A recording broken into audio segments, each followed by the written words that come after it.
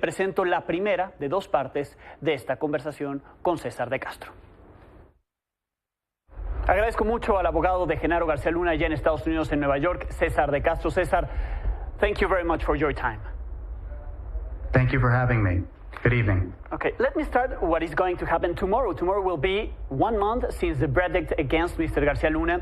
In what part of the process we are right now, in what part you as the defense is right now? For example, did you already filed an appeal? We have not filed an appeal.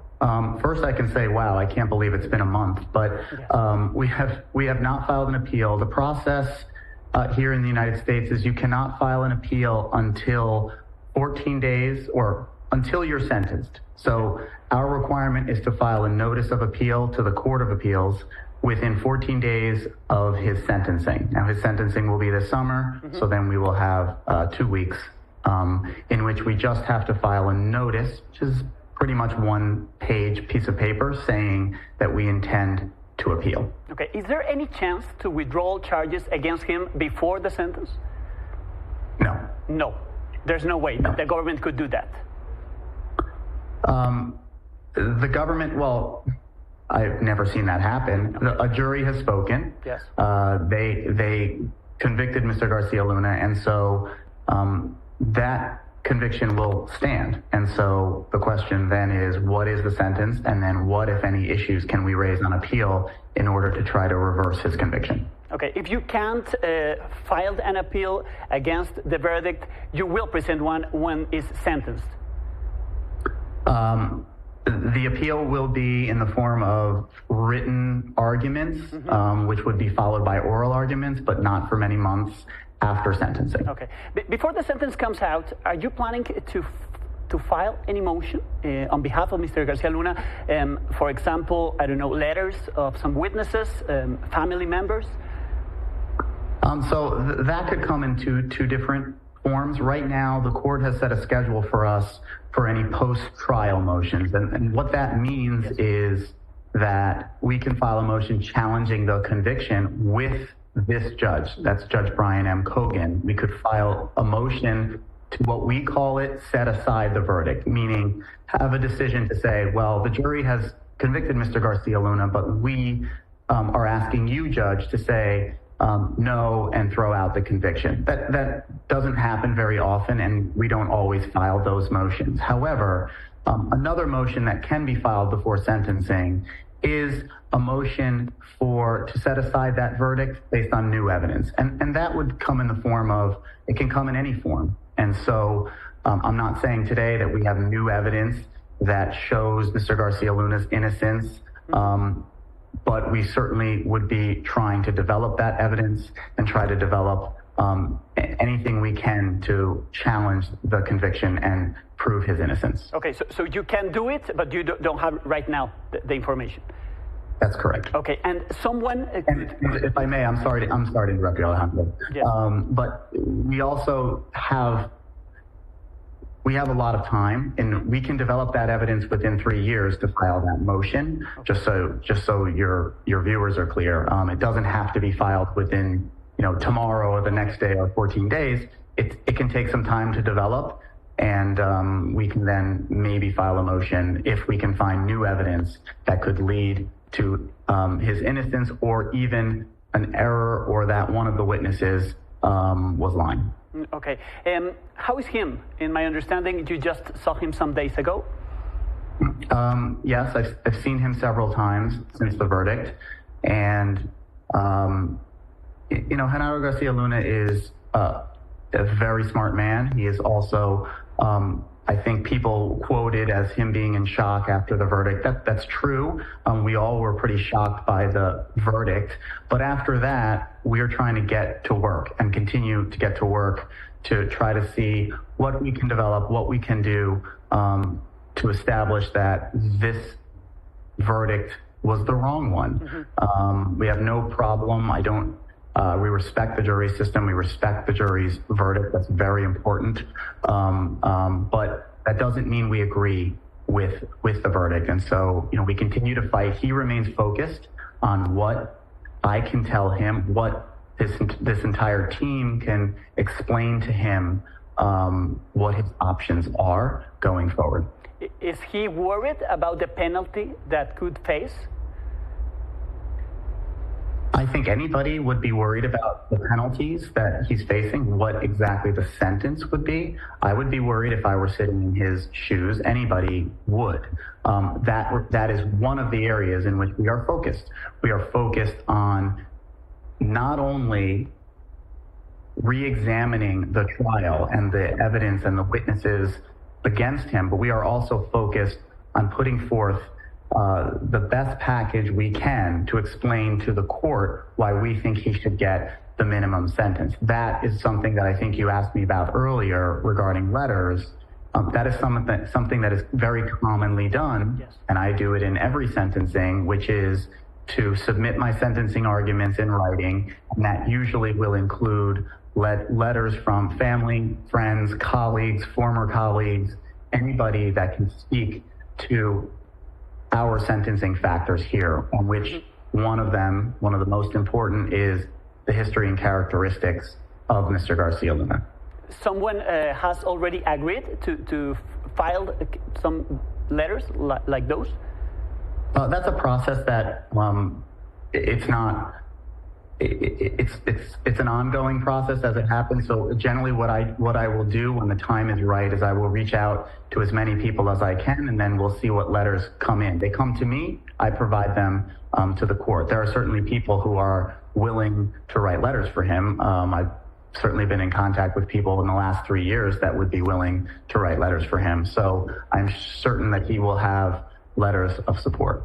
What other alternatives does he has before the sentence? It's been known as if, for example, if he considers the possibility of becoming a cooperating witness. I think a lot of people have asked that question. Yes. That's something that is generally available to anybody at any time, as long as the government is interested in hearing from that person. So that is an option. My job is to talk to Mr. Garcia Luna about all of his options. That includes everything we can do to convince the court to sentence him to the minimum possible sentence. Anything we can do to develop evidence that can establish that the witnesses in this case were not telling the truth.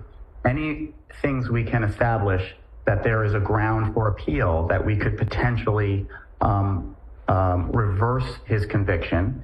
And for anybody in his circumstance, if you would be interested in cooperation, that's something we can talk about. And after consulting together, we could reach out to the government if he wanted to. Well, it's an option, but he hasn't taken it right now. Correct. And I'd have to say, Alejandro, if he had, and I were to tell you, I wouldn't be a very smart lawyer right now. Okay. Yes. Well, and if he does, if he collaborates, the agreement will be to recover, of course, his freedom, but also his properties. Is that in his mind?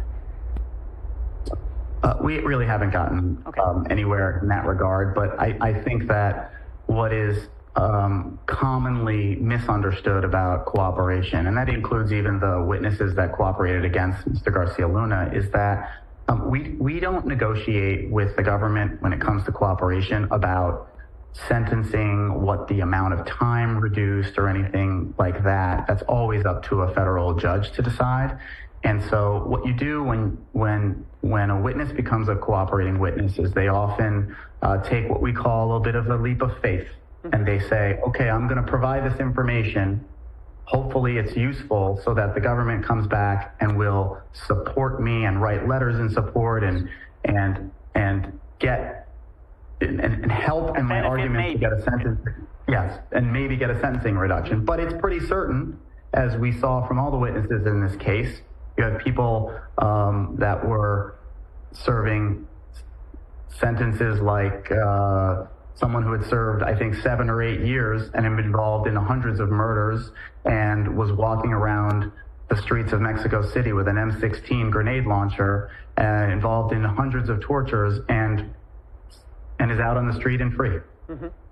Well, this is another common question. Becoming a cooperating witness without accepting that he committed crimes is possible in the U.S. legal system?